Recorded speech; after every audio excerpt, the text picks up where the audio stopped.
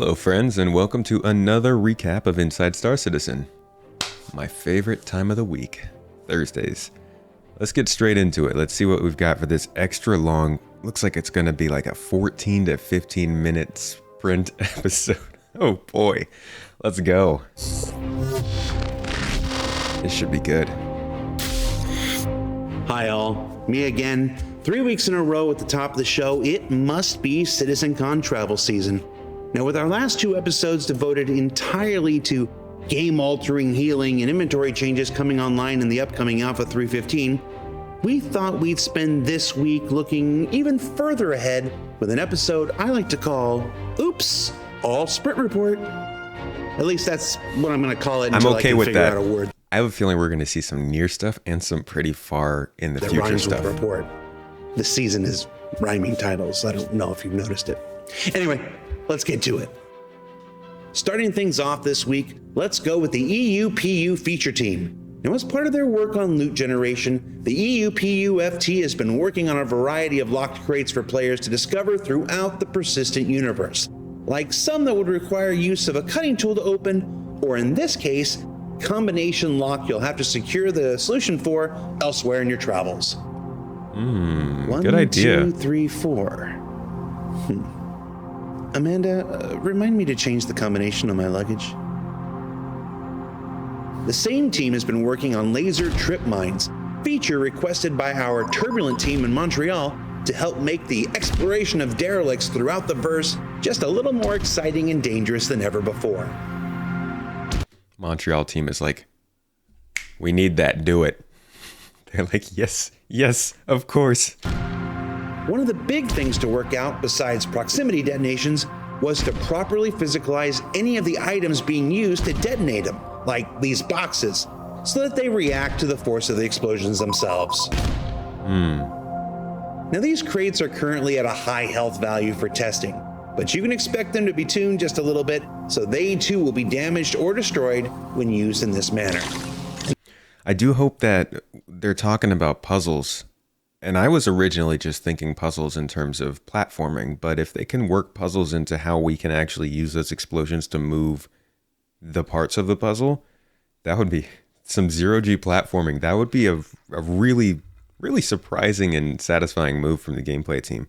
And then, of course, when physicalized damage comes online later down the road, the lifespan of these crates will simply be determined by things like material makeup and construction type. While this test level is designed just to play with a multitude of ways for disposing of mines, this is also a pre-VFX pass.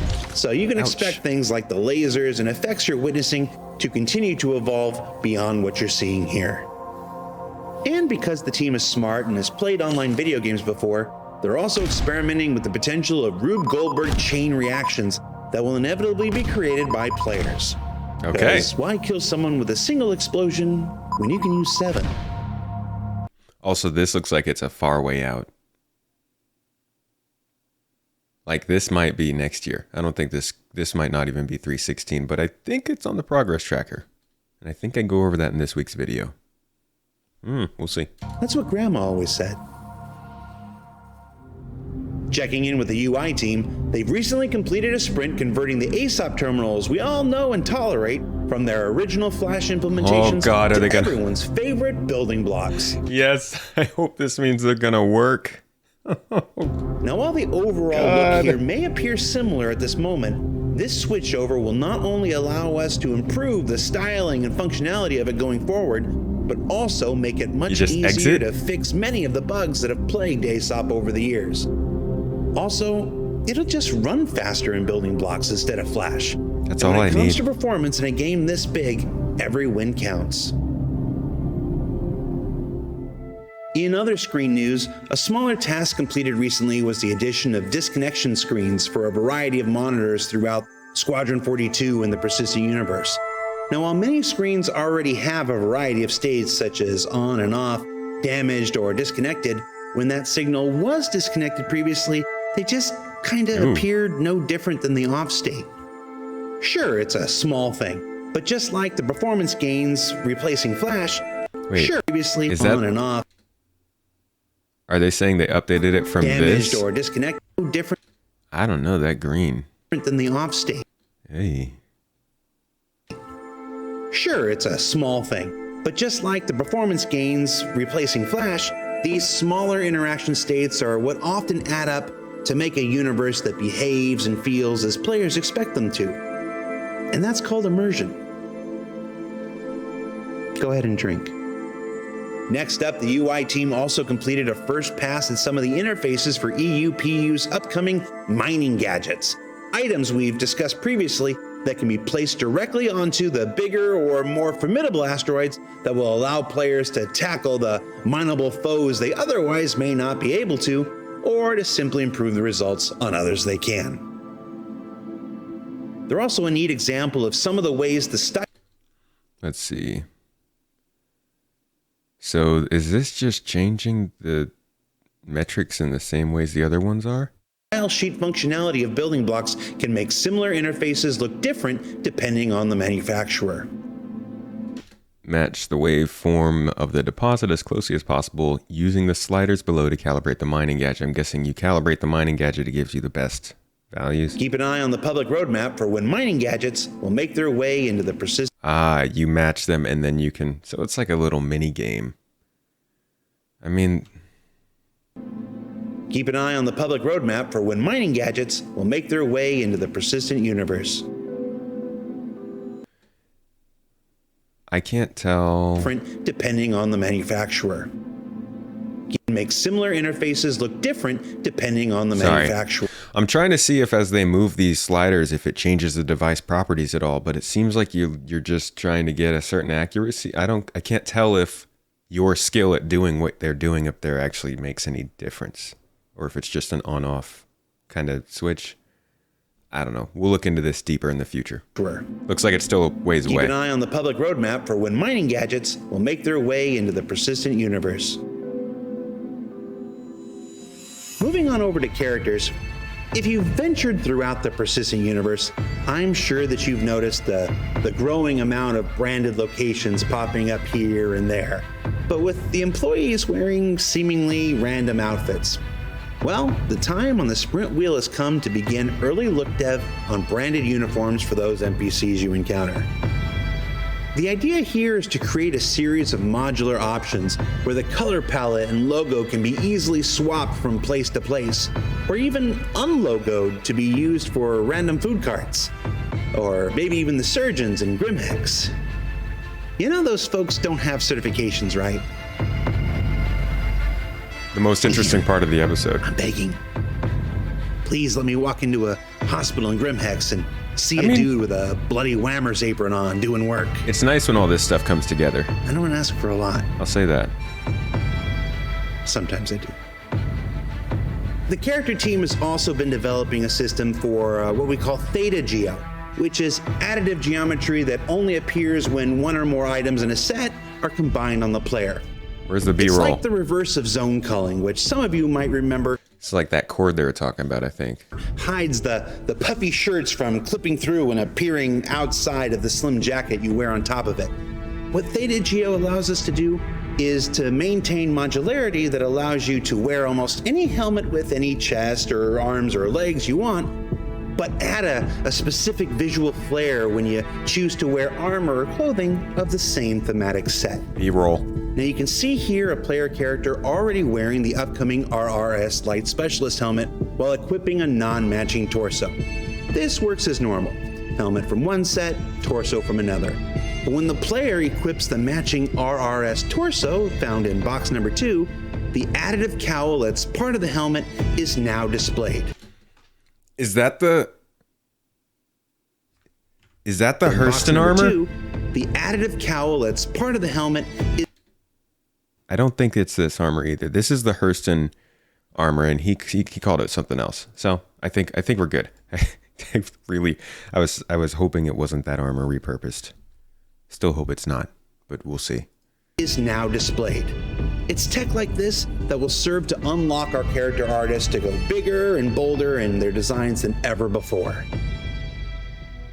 And speaking of the new RRS Light Specialist armor, let's go ahead and take a look at it in action.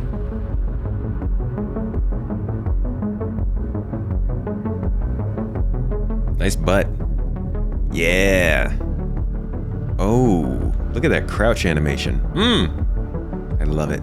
The way the backpack just kind of hops back and forth. Whoop, whoop, whoop, whoop, jiggles. That's good. Good stuff. You're looking good. You're cute. This is not the Hurston armor. That's what I just went over for like 2 minutes. I cut it from this video, but it's somewhere out there. I don't think this is the Hurston. This is like very interesting. I feel like this is like some kind of combat, like, I don't know, superhero combat armor almost. I don't like the helmet. I don't like the armor overall. But I think it's cool. I guess it is specialist armor, they said. So this is some kind of special military, I'm assuming, kind of armor. It looks like it's suit for the job, right? The thing. The new RSS Light Specialist armor, you might want to check out the new Digital CitizenCon webpage that goes live tomorrow. Hint. CitizenCon line. Hint. Meanwhile, the vehicle experience team has been working on several features, including bombing, which we'll discuss next week and beyond. But here's a fun look at progress on the new eject cam. Whee!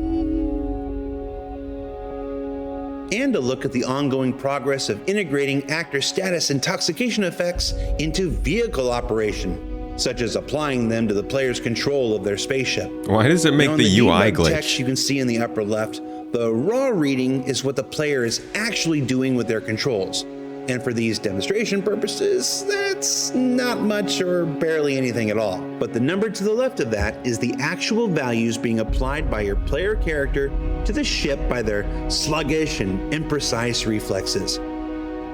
Maybe a bar graph would have been better to Don't drink and fly, my friends. see that. But definitely do walk up behind your pilot in a Hercules or a Constellation and shoot that new healing drug ray of yours at the back of their head for some real happy fun times. Tell them Disco sent you. And if intoxication and atmosphere isn't enough, here it is in space. And in ground vehicles. And finally, even in turrets, where some of us can still work pretty well like this. Hi, Steve Bender. I mean, this is like something you would normally think of as being like, oh, it's funny, you get drunk, haha, but it's an actual side effect of the medical system. I was just, for a second, I was like, they're spending a lot of time on this. And then I realized, yeah, because this is a pretty big part of the gameplay in terms of the medical stuff that goes on. Flying along, as Ship Showdown barrels towards its thrilling conclusion, and y'all already destroyed my bracket this year, so viva la Argo Cargo, I say. Let's go ahead and take a look at some of Disco mentioned this on Twitter. Funny guy. I see you. the ships that will no doubt be competing in next year's event, like the Ares Starfighter, where the team has recently completed a sprint detailing out all of the component bays, making certain they're all labeled and animated correctly. So do they still need a gold pass later?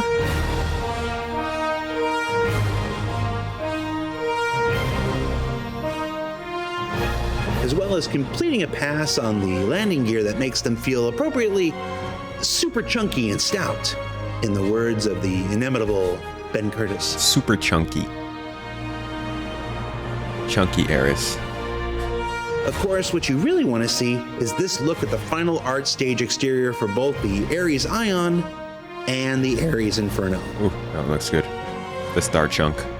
And you know what? This is still work in progress. Are Crusader ships the best looking ships? Let's go for an all Crusader Final Four in next year's Ship Showdown.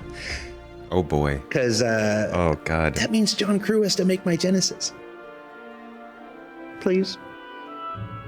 Work They are also good-looking continues ships. on the Aegis Redeemer, which was recently the first recipient of the new developmental work on the glow shader, which previously didn't allow artists to turn them off when they wanted.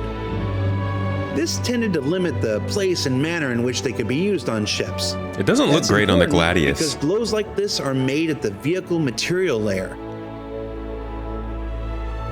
And while there will still be VFX layered on top of them in the final product, these underlying material glows can save on VFX particle budget when appropriate, and that means artists can use them in new ways and places where we don't necessarily want something to appear on at all the times.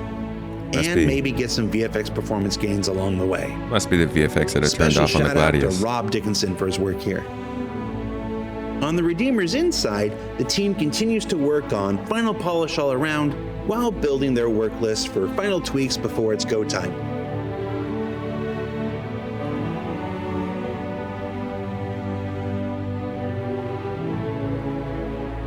The team also spent a little bit of time experimenting with adding some motion aspects into the interior, but, well, let's just say some people like it and some people don't. And nothing wrong with that. Play with it, but don't be surprised if it doesn't make it into final release. A big part of development is experimentation. Chris doesn't like it. And it will remain to be seen if some version of Steampunk Choo Choo survives until the finish line. Chris doesn't like it. The EU vehicle content team is also making their way All hail the Vulture. Let's go. through Gray Box on the Drake Vulture, the entry-level salvage ship intending to make its way into the persistent universe next year. Now, Gray Box is mostly about experimenting with detail, either adding it to the places that work or removing it from where it tends to get too busy, all while laying the groundwork for final art phase to begin soon after. Looking good, Vulture. From final art to Gray Box, let's go back to White Box, where I'm proud to announce work has begun on building out the Hull A, entry-level variant of the famed Hull C from Musashi Industrial and Thing looks like a little tadpole, doesn't it? Starflight concern. Now in White Box phase, this process began by importing the recently revised 3D concept mesh into Engine and ensuring that it itself is functional. Now you might be saying, recently revised concept? Yeah, some minor changes had to be made because player and ship metrics have evolved quite a bit since it was first introduced, and important Looks like a Starfarer almost. I mean, it is the same company. They better not have taken away the... I'm not seeing the fold-out arms. I think maybe they're tucked in the back there. studies have shown players like to fit inside their spaceships. On the inside, in its collapsed state, it's looking very similar to the size of the Prospector players are already familiar with. Still collapsed. Cool. Complete with a cockpit in front, a component area just behind, an airlock, and then habitation in the rear of the front half. And as White Box work continues, the team will be evaluating space for the various components, as well as a potential reduction in CST. That's cockpit struck thickness, a I thought he meant Central Standard Time, honestly. malady that can strike any MISC or RSI ship at a moment's notice. And one Origin ship. But we fixed that. There's also a re-examination of bathroom space going on, as AI NPC passengers need just a little more room to do things than players. Yeah. Eventually, pooping AI will be on the roadmap. You can bug Jake Bradley for the win. White Box phase is also where we test things like landing gear position, so the ship doesn't fall over, which is extra special important with the Hull A because of its expanding and contracting substructure, where timings are being adjusted, and especially the clearances, because the hull... Oh my god, I hope the animation actually is that jerky, right? I hope that wasn't sped up or something. That looks perfect for a super trolley, rusty, industrial MISC ship. MISC. We're like the truck company from the 2000s. I don't know how to do the voice, sorry. Hull A is intended to successfully make landing both collapsed and with its cargo racks fully extended and filled. There they are. They work. But Disco, what about my Hull C? Well, the team has also brought the original beast out of the mothballs it's been sitting in for a while and begun to update it to modern vehicle art standards, including an updated thruster trim sheet. Nice. New headlights up front. Looks very misky. Nice. And crucially, upgrading the materials all over with the recent hard surface shader in a comparison you can see here. The old one never looks... speak of the Ilum shader ever again. Yeah. They've also gone back and added VTOL thrusters, missing from when the ship was last worked on, because while it won't be able to land fully laden like its Hull A little sibling, you can still expect to do so in its collapsed state. Inside the ship, work continues making many of the same types of upgrades to materials, signage, and general scale, including cutaways for many of the new components that have been developed since the Hull C was last worked on. It's a good-looking ship. Finally, Olisar is moving, but only a little bit. Now that Crusader is fully integrated into the Stanton system, Olisar kind of stood out because it was the only major planetary station not in geosynchronous orbit over its landing zone. So it's being moved over to the left a little. And the views have never been better. Oh, Olisar. I don't think the Hull C, I mean, it wasn't one of those unannounced ships in the monthly reports. Just saying. I don't think that was the case. So what do we... And we're all done. So that was a freaking long sprint report, to be honest. I was really hoping we were going to hear about, like, maybe the Aaron Halo belt, or maybe something about Nyx, but yeah, they're staying pretty quiet about that.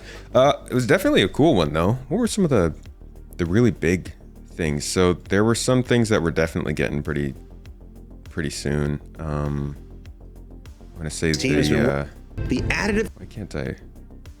Oh, this armor, I guess, is basically looks like it's working in game. The Ares is gonna be there. The Redeemer most likely. Oh, thank God for this. The new updated UIs are gonna be great. The gadgets actually look like they're maybe only a patch or two away, possibly the end of this year, beginning of next year. Overall, like, it was a good sprint report in that it was a lot of stuff, mostly little things, but cool things. Solid update. Fun to see. Keep a lookout for the video coming out tomorrow if you haven't seen it, or if it's if you're watching this after it already came out, go check it out on the main channel. It is about a very fun and exciting topic. But otherwise, I will see you guys on the stream on Saturday, and have a good one.